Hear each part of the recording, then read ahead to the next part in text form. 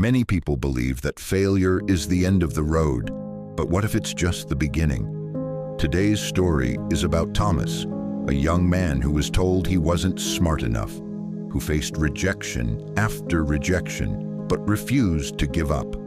Through determination, self-learning, and perseverance, he turned failure into success. His journey proves that setbacks don't define you. Your resilience does. Thomas grew up in a small town where everyone knew each other. As a child, he was curious and full of dreams. He wanted to be an engineer and build things that would change the world.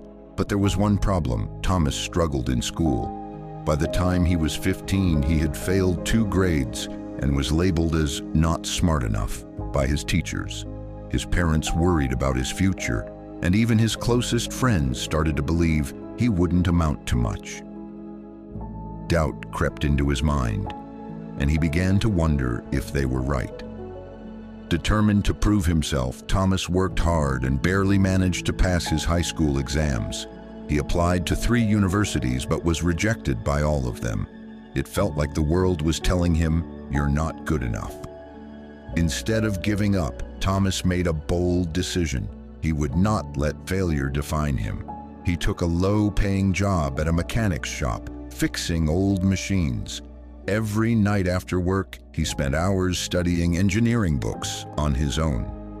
One day, while repairing a machine, he discovered a design flaw that had been overlooked by experienced engineers. His boss was impressed and encouraged him to send his findings to a local engineering firm. To Thomas's surprise, the company invited him for an interview. But once again, things didn't go as planned. When they learned he had no formal education, they dismissed him. "You have potential," they said, "but without a degree, we can't hire you." It was another failure, but this time Thomas didn't let it break him. Instead of giving up, he started his own small workshop in his backyard. Using scrap metal, he built a prototype of a new type of motor. It wasn't perfect, but it was something no one else had tried before.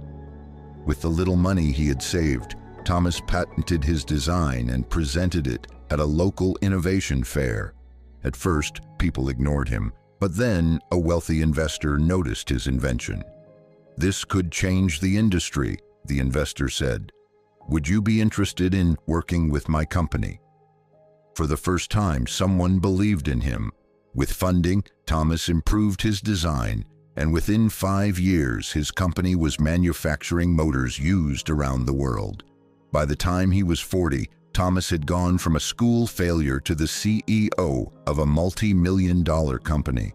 The same universities that had rejected him now invited him to give guest lectures on innovation and perseverance.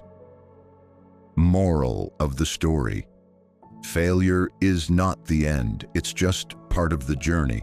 Thomas was told he wasn't smart enough, but he refused to accept that as his destiny. Your skills matter more than a piece of paper. Despite not having a formal degree, he proved his ability through action. Never stop learning. Even though he failed school, he educated himself and became an expert in his field. Rejection doesn't mean you aren't good enough, it just means you need to find another way. Thomas didn't let no stop him. Instead, he created his own opportunity. If you find this inspiring, share this story and subscribe for more.